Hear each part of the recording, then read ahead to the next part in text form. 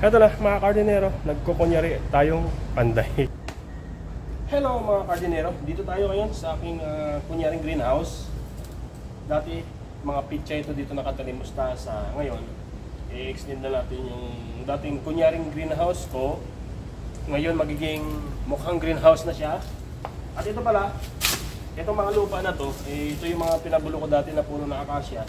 Ilalagay natin ito sa dito sa salmon box, styro box, para dyan tayo magtanim ng pichay para dito dyan, magiging lettuce na. Kaya papantayin natin ito mga kardinero. Kukunin ko muna yung lupa na yung mga pinabulok. Papantayin natin yan mga kardinero. At syempre, ayan mga kardinero, kasi dati hanggang dyan lang, diba? Ngayon mag-i-extend na tayo hanggang dito. At ito yung ilang-ilang, pabawasan din natin yan. Yung kunting dahon lang naman ibabawas natin yung nakalaylay lang dito. Ayan, siguro dalawang sanga, kukunin natin dyan, ilang-ilang. Ito, papantayin natin yung lupa. Kukunin ko yung lupa, nilalagay ko dito para dito ako magtanim ng pichay. Ayan, tapos doon yung anahaw na yan, magbabawas din siguro ako dyan ng mga 5 dahon, yung dito lang sa yan, side na yan, yan. Para hindi maano yung araw. Kasi ang litos natin kailangan ng 6 to 8 hours. Pero nakapagpalaki na rin tayo dito dati, di ba? Mga kardinero, kaya ito lalawak na siya. Ayan, kaya abang-abang mga kardinero yung aking kunyaring greenhouse dati magiging mukhang greenhouse na. Sige na mga kardinero. Ito mga kardinero, mayroon tayong dalawang tuna box muna. Pero dati kasi ito yung ano ko yung dapat sa pang hydroponics ko, kaso maliit siya. Kaya pinalitan na siya mga kardinero. Yung pang hydroponics talaga na yung gawa ng mega packaging box. Kaya walis muna tayo. Kasi kukunin natin yung lupa. Hinigan muna natin. Ipapantayin natin to.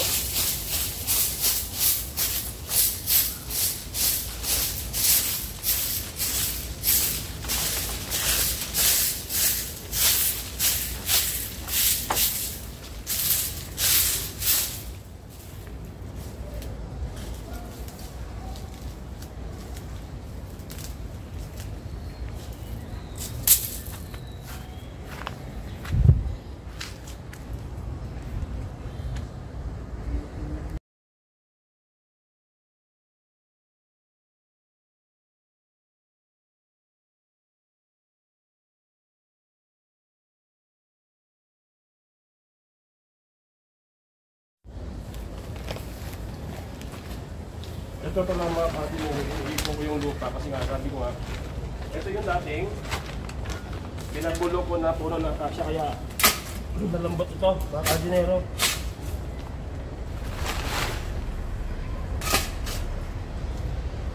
Kaya iipunin ko din. So, ilalagay akong lupa dito yung pinagtibaga ng mga tiles. Ito yung ipapalit ko, ipapantay ko dito. Sayang yung lupa, matambulan, matataba ito. Ito na mo, puro balati.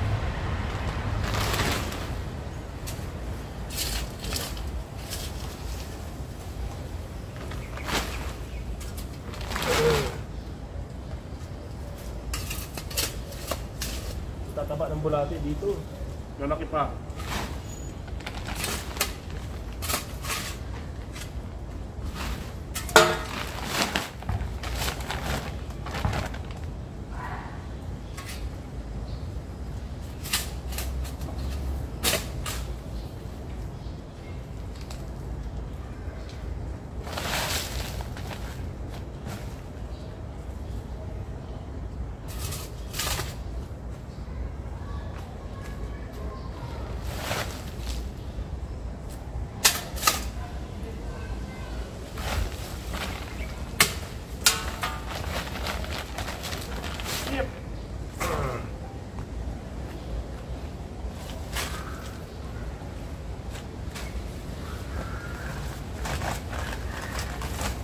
Buti wala nang init kasi natatabo na tayo dito.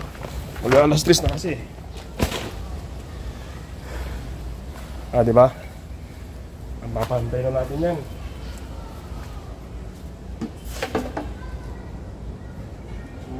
Patayin ito. Mula dito sa kanto.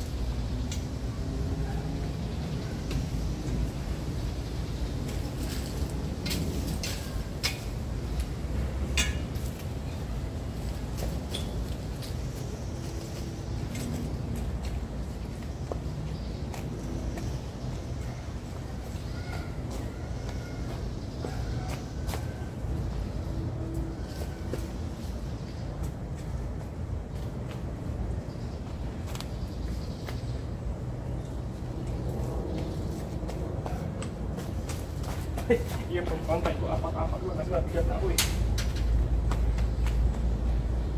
Oh, grabe. Init. Ito na mga kardinero, nagkukunyari tayong panday. Siyempre tatayo ko na. Sisimulan ko yung poste doon mga kardinero para makapag-frame na ako. At sana bukas tuloy-tuloy mga kardinero. Yung isang poste mga kardinero, ipapako ko dito sa dito, para kahit pa paano may tibay siya. At yung iba, sa poste din siya, pero itali ko lang kasi walang pakuan. Ito lang dito may pakuan. Iba ito, kardinero. Kasi ano ito eh.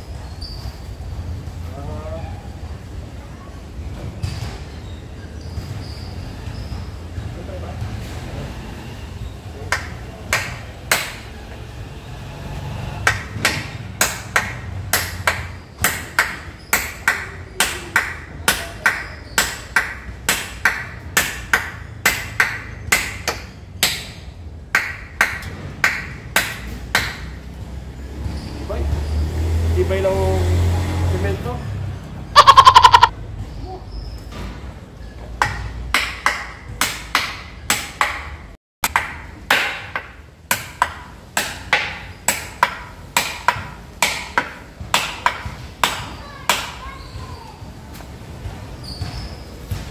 Tibay.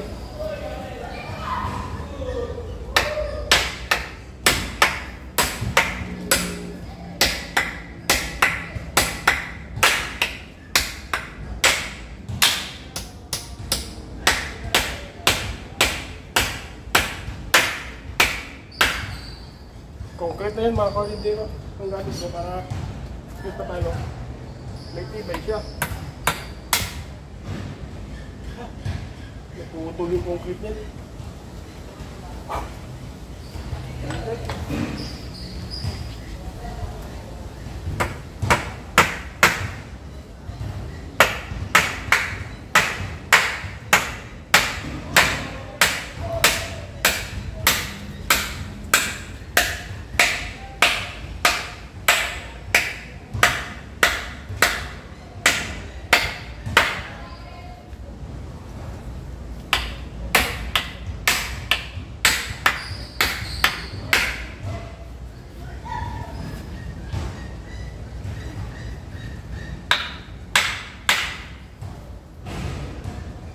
Kahit pa paano mga kardinero, kakapit na yung tibay dyan.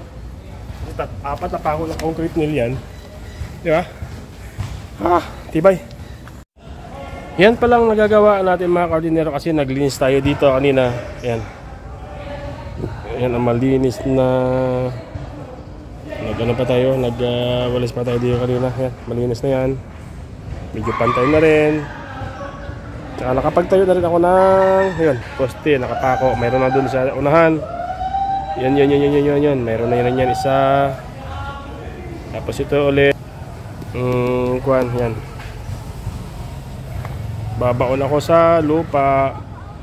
Babaon natin yan mga kardinero sa lupa. Pero kung ano yan, may use oil yan. Tapos yung una, ito.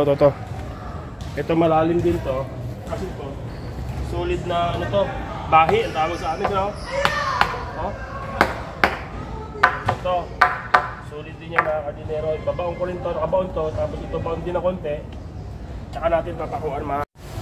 Ayan mga kardinero, pako muna natin. Ito, matibay na to kasi nakadikit na ng simento. Tsaka ito, patitibayin natin. Kasi para dito ako maglagay ng pinto. Dito, maglalagay ako ng pinto dito mga kardinero. Isang poste dyan. Para masilg yung ano natin, litos.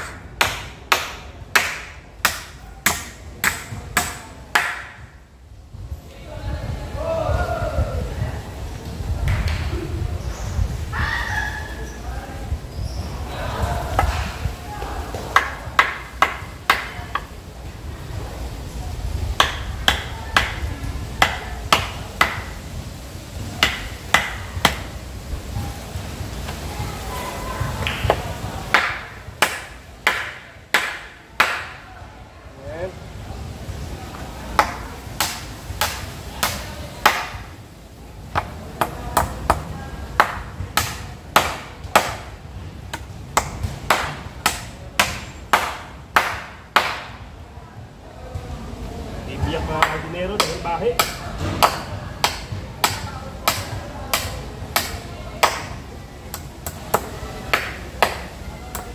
Itlop.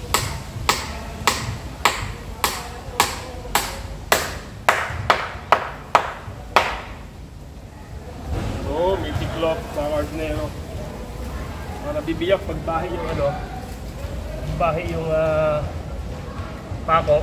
Ay, pag bahay yung yun. Nabibiyak yan. Yan. Di ba? Diyan lang muna tayo mga kadinero kasi hapon na. Magpahinga din tayo kahit time, pag may time. Di ba? Yan lang muna para bukas tuloy-tuloy. Magkabitan na natin yan ng yung mahaba sa taas. Tapos may idikit na natin dun sa dito, ididikit natin yon yung ano, dos por dos. Papunta dito para matibay siya. Diba? Kunyaring panday. Kunyaring greenhouse, tapos magiging parang greenhouse na. Diba?